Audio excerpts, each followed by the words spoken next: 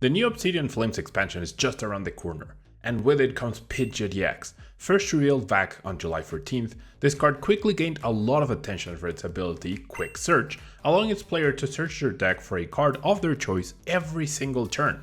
For players with an eye on the history of the game, they immediately recognize this ability as a callback to the Pokepower of the same name on PIDGEOT from EX Fire Red and Leaf Green expansion in 2004. Today, we're going to dive into the history of this PIDGEOT and see what lessons we can learn from it to predict the success of PIDGEOT EX in today's metagame. If you want to support the channel, you can use code Tablemon to get 5% off at Potent Store for your online codes, 10% off for your sealed product at Flipside Gaming, and 10% off on your aluminum accessories at TC Evolutions. Or if you're looking to buy singles or sleeves, you can fill up your cart and close the tab, then click on the affiliate link in the description and check out. That way you can support the channel over at TCG Player, Card Market, and Dragon Shield. ¿Eres de México y necesitas cartas de Pokémon? Busca Hyperbeam Cards en Facebook e Instagram. Y si estás en Tijuana, búscalos en el local C27 en el Centro Comercial Otay. Let's start by jumping back a little further in time, to the 2003 and 2004 competitive season, starting with the Expedition expansion and continuing into the first sets of the Ruby and Sapphire block. The big decks for much of that season were based on powerful Stage 2 Pokemon like Blaziken, Swampert, and Gardevoir, all of which leveraged the powerful Rare Candy from Sandstorm to accelerate energy, build big attackers, and attempt to overpower the opponent. For those of you who are newer players, Rare Candy didn't always function like it does today. In its earliest iteration, it could be played on the first turn of the game, and it could be played to evolve a Pokemon the same turn it came into play. This allowed for much faster evolution than we have in the current game. Rare Candy would continue to function this way until the release of Black and White in 2011, where it received an errata to the current text. The Stage 2 decks of the 2004 season were fueled by a powerful combo, Delcatty from EX Ruby and Sapphire, and Oracle, which effectively allowed players to search their decks for any two cards on demand, provided they had an energy to discard. To ensure they did have the energy though, players frequently ran Magneton from EX Dragon. Together with Delcatty, it guaranteed an energy draw per turn. This combo was very effective, but required a few moving pieces to get set up and was a little demanding on bench space. After the World Championship, Oracle rotated, stripping the Delcatty engine of its way to search whatever card it wanted each turn. However, a savior quickly flew in to change deck building forever. Immediately following Worlds came EX Fire Red and Leaf Green, and with it PIDGEOT. As a bonus, PIDGEOT was also released as a holo card included in the Fire Red starter deck, so it was readily available to players immediately. PIDGEOT was introduced into a meta teaming with Stage 2 decks, which had just lost their consistency engine. The result? It was an instant success. In many ways, it was an improvement over the Delcatty engine, offering an unconditional search for a single bench spot, and without requiring a supporter. The standard play in that format was usually a 2-1-2 line of PIDGEOT, 2 Pidgey had Pidgeotto, and 2 PIDGEOT. And most decks that format aimed to start with Dunsparce SS, so they could strike and run for 3 basics, including a Pidgey. Once set up, PIDGEOT kept resources flowing so Stage 2 decks could execute their game plans. This continued in November 2004, when EX Team Rocket Returns dropped and the powerful Dragtrode, aka Dark Dragonite and Dark Electrode, and Rocklock, aka Dark Tyranitar and Dark Ampharos decks quickly rose to the top of the metagame. Both of these decks were Stage 2 decks, fueled by PIDGEOT. Rocklock in particular leaned heavily on PIDGEOT, since it required having 3 separate Stage 2 lines in play simultaneously to execute its game plan. This was the peak PIDGEOT era. If you wanted a top tier deck, you basically needed to be running this bird. However, trends would start to shift. The next set, EX Deoxys, presented the first minor departure. Magcargo DX was able to use its power Smooth Over to place any card on top of the deck. It wasn't as good as putting it directly into the hand, but Magcargo was just a Stage 1 instead of a Stage 2, making it easy to set up. The powerful Ludicolo deck went a step further and paired Magcargo with the new Ludicolo to create PIDGEOT at Home, a combo that let them mimic Quick Search completely, except that if they had 2 Ludicolo and 2 Magcargo, they got 2 cards per turn instead of 1. But a bigger departure came when Sina Gasiaskar unleashed the Mach EX deck during Spring Regionals. Running a compact Pokemon line, this deck focused on using Jirachi DX to dig for useful cards for a couple of turns before using Swoop Teleporter to replace Jirachi with a Grimer. which would then immediately evolve into Mach-EX and start attacking. An active Mach-EX would shut off all Pokepowers, including Quick Search, but the bigger impact was the deck's engine itself. Decks like seen as Mach-EX decks became known as Turn 2 decks, and many players came to favor their speed and efficiency. Instead of Rare Candy and a bunch of Stage 2s, they focused on a single, very efficient Stage 1, and combined it with powerful and disruptive trainers to overwhelm the Stage 2 decks before they could really get going. This engine would be used with multiple Pokemon during this season, such as Sharpedo EX, Dark Slowking, and even Dark Steelix. If you have enjoyed the video so far and found the information useful, please consider becoming a Tablemon channel member through the join button down below. For as low as $1.99 a month, you can help support the creation of these videos. Then came EX Emerald, which introduced Medicham EX to the format. Medicham became the new big Turn 2 deck, and went on to win US Nationals played by Cena once again. With its Wise Aura Pocket Woody, Medicham shut off all Pokepowers, but the big strength was pure power, which allowed it to spread damage counters across benched Pokemon. This allowed Medicham to pick off the Pokemon that the opponent was trying to build up, but it also allowed the deck to strategically avoid taking prizes, so it could leverage Rocket's admin and Pow Hand extension for most of the game. Medicham was also the start of a trend, decks that attempted to prey on opposing Pidgeot. With Power Pokemon Reversal, Medicham decks would drag Pidgeot active and then use Team Aqua Hideout to get rid of Pidgeot's free retreat. If the opponent couldn't find the energy or a switch to move Pidgeot, the Medicham player got a free turn of pure power to devastate the bench. EX Emerald also brought another weapon for the anti-Pidgeot players, the disruptive Battle Frontier Stadium. This gave every deck that wasn't relying on colorless, darkness, or metal Pokemon a stadium that would give them an immediate advantage over Pidgeot decks. Decks like Ludicolo quickly took advantage of it, and going into Worlds, it was clear that Pidgeot decks would have to completely and actively participate in Stadium Wars to have a chance of ever using Quick Search. So the 2005 World Championship was held in a meta fairly hostile to Pidgeot, between the popularity of Medicham decks and the presence of Battle Frontier. However, the result, despite everything, Pidgeot soared above the hate, with 3 of the top 4 decks still running it. Of particular note was the world's winning Nidoqueen deck, created by Jeremy Marin, myself, and Adam Capriola, which swept the tournament, with Jeremy winning and I finishing third. It was a very efficient deck, relying heavily on Nidoqueen's 2 very useful attacks. However, arguably, the biggest innovation was the heavy line of Pidgeot. Running 3 copies instead of the customary 2, the Nidoqueen deck wanted to increase the odds of getting out Pidgeot on turn 1. This innovation allowed us the luxury of sacrificing a Pidgeot if the opponent tried to target it, since it was easier to replace. It also helped us beat Battle Frontier.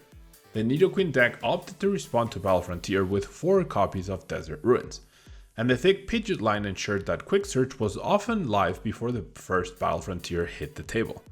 This way, we could Quick Search preemptively for the first counter stadium and immediately remove the Battle Frontier, going back into our turn. Ross Cawthon's second place Powblock deck, now more commonly known as Bombtar, took the opposite approach in dealing with Battle Frontier. He ran no stadiums at all, and trimmed his Pidgeot line down to a 1-1-1 line to make room for a 1-1 cargo line in addition. His rationale was that in games where Frontier was a threat, he would set up Magcargo instead and use Smooth Over to get the resources he needed to set up. As a bonus, sometimes he'd be able to set up Pidgeot and Magcargo in the same game. Meanwhile, 4th place Ken Yukuhiro opted for a very streamlined Dark Tyranitar deck, foregoing Rare Candy and Pidgeot altogether in favor of a 4-4-4 Tyranitar line and a 2-2 Magcargo, which he would slowly but surely manually evolve. Like Ross's innovation, this let him play around Battle Frontier and freed up some deck space. While Pidgeot was on top throughout 2005, things would get more complicated in 2006, Hidden Legends on. Of course, Pidgeot still saw plenty of success.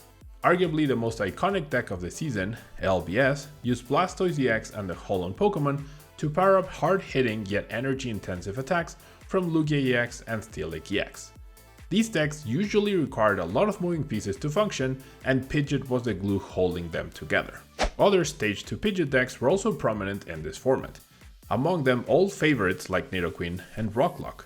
And they got some help in the form of the Holland engine, with Holland Transceiver providing access to Holland Mentor for setup and then other versatile supporters throughout the game.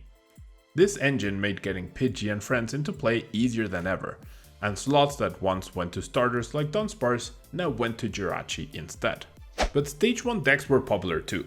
Turn 2 decks like Medicham continued to see play, along with decks like Floridos, relying on a simple, aggressive combination to take fast prizes. These decks were faster than the Stage 2 decks and could disrupt them repeatedly with Battle Frontier. The Mewtrick deck that ultimately won the 2006 World Championship was another successful Stage 1 deck. This deck aimed to get a fast disconnect from Electric EX to lock opponents out of trainers, including Rare Candy, while locking in a stadium like Battle Frontier that was nearly impossible to counter. This made a scary combo for PIDGEOT. The deck wasn't very powerful, it mostly just did 40 damage over and over, but the high amount of disruption sometimes meant that it would end games as soon as the first disconnect happened.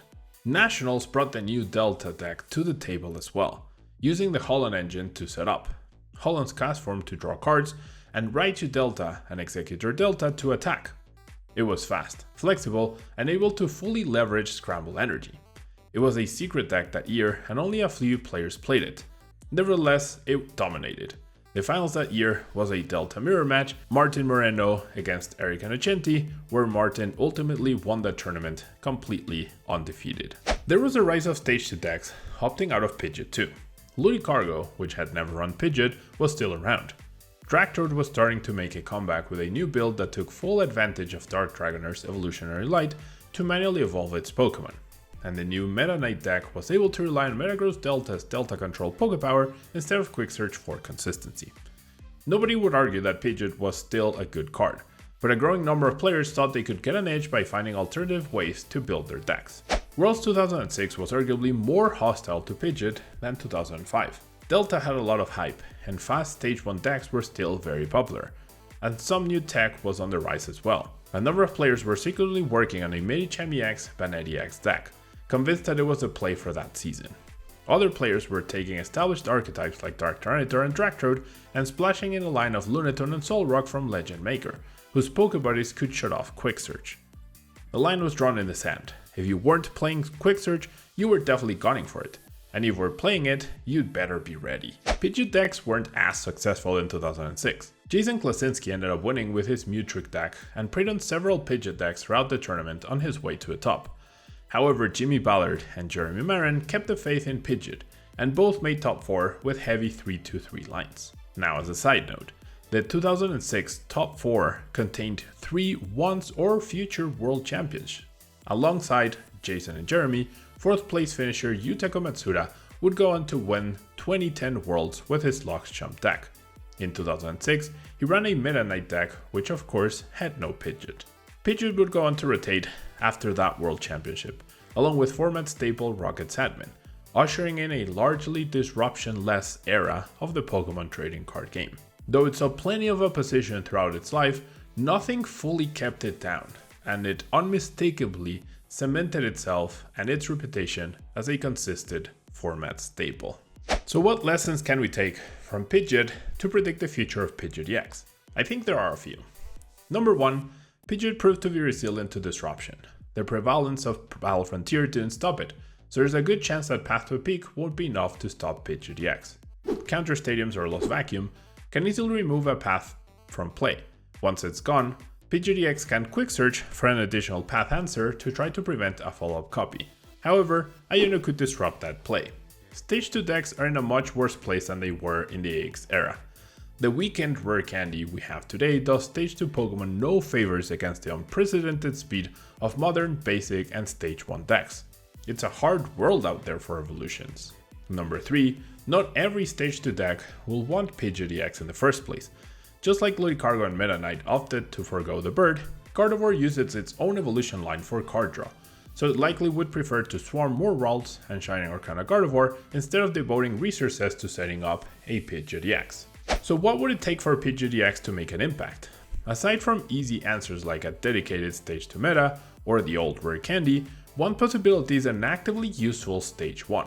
Successful Stage 2 decks in the past, like Greninja Break or more recently, Intillion decks got a huge boost from the power of their mineral evolution. For instance, if we had Airmail Pidgeotto, PidgeotX would be an instant slam dunk success. Decks running Bibarel would have the option to switch over to a Pidgeot line now, knowing that a turn to Pidgeotto would still provide advantage before the EX hits the field. Jumping back in time once again, Pidgeot's evolution line was surprisingly useful in itself. Pidgey's corner attack was often a serious issue for decks, allowing Pidgey to provide double duty as a disruption card before the Pidgeot hit play. Jeremy Marin famously won a game at Worlds 2006 by corner locking his opponent's column's cast form. His opponent ran no switches and lost immediately. Unfortunately, PidgeotX doesn't have remotely as useful a Pidgey. In absence of a powerful Stage 1, PidgeotX is unlikely to be a generic staple Pokemon in decks. Decks like Lost Box and VMAX are well-oiled machines with no interest in a Stage 2.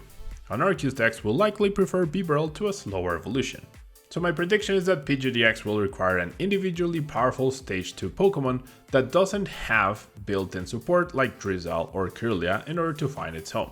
There is one deck in today's format that fits the bill. The Xianpao EX Baxcalibur deck already runs Rare Candy and a heavy count of Irida to search for it. If any deck today could find a way to make use of PidgeotX, that's probably a place to start. But if Pidgeot is going to become a wider format staple, first, Stage 2 Pokemon are going to need a little help.